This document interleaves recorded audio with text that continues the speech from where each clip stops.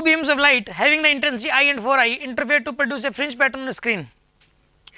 ठीक है, the phase difference between them is between the beam is pi by 2 at a point A and pi at B. Okay, the difference between the resultant intensities at A and B is okay. देखो आप ऐसे करो कि इसके अंदर पहले तो इसने क्या बोला कि दो वेव्स हैं, जैसे मतलब मान लो कि एक वेव यहाँ से आ रही है और एक यहाँ से आ रही है, इन दोनों का यहाँ पे मिलन हो रहा है, इस जगह पे दोनों का मिलन हो रहा है।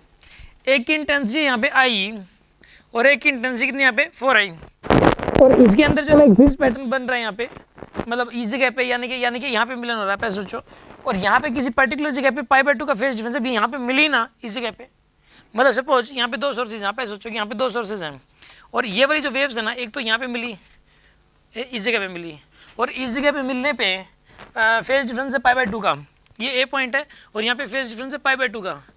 फिर ये कहीं और मिली है, जैसे मान लो कि ए यहाँ से मिली, यहाँ पे मिली है दोनों वेव्स, ये बी पॉइंट के ऊपर, और यहाँ पे फेज डिफरेंस है पाई का, यहाँ पे फेज डिफरेंस पाई का है, ए पॉइंट पे फेज डिफरेंस है पाई बाय 2 का और बी पॉइंट पे फेज डिफरेंस है पाई का। आपको ये बताना है कि इस केस के अंदर रिजल्टेंट इंटेंसिटी जो यहाँ पे आएगी और जो यहाँ पे आएगी उनका मतलब जो ना आपको डिफरेंस बताना है कितना हो जाएगा। तो देखिए करते हैं हम, पहले क्वेश्चन समझ में आ गया आपको। इस केस के अंदर देखो एक की इंटेंसिटी तेरे केस में आई, मतलब इस वाले सोर्स से अगर कोई भी वेव निकलेगी ना तो वो आई की इंटेंसिटी से निकलेगी, और इस वाले सोर्स से अगर कोई वेव निकलेगी तो वो 4I की इंटेंसिटी से निकलेगी। सोचो आप, उसकी वेव की इंटेंसिटी 4I होगी और इस वाले सोर्स से जो वेव निकली उसकी इंटेंसिटी आई है। अब यहाँ से एक वेव निकली ऐसे और एक यहाँ से निकली, उनका मिलन हुआ, यहाँ पे फेज डिफरेंस था पाई बाय 2। अब यहाँ से निकली और एक यहाँ से निकली, इनका फेज डिफरेंस था पाई इस जगह पे।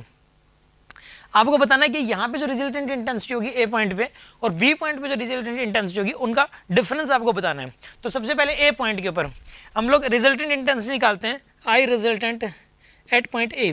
क्या हो जाएगा बताइए यहाँ पे,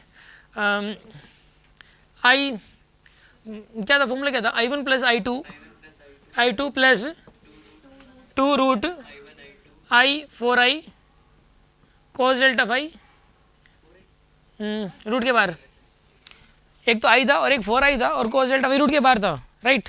और इस डेल्टा फाई की वैल्यू कितनी यहाँ पे पाई बाय 2 है ना। अच्छा कोस पाई बाय 2 कितना होता है बताइए, 0 होता है। तो यानी रिजल्टेंट इंटेंसिटी कितनी बनेगी इसमें, 5I बनेगी पहले वाले केस में। तो अब दूसरे वाले केस में बताओ, रिजल्टेंट इंटेंसिटी निकालनी है अपने को, रिजल्टेंट इंटेंसिटी एट बी निकालनी है।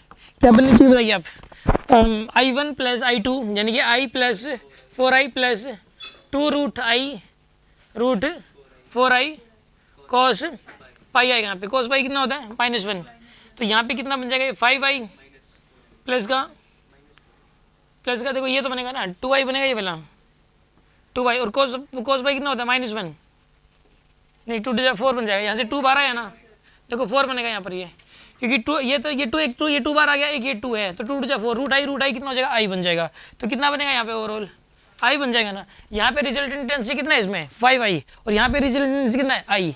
अब इन दोनों का डिफरेंस कितना हो जाएगा 4I हो जाएगा इनका डिफरेंस। आगे ना बात समझ में आपको, ओके।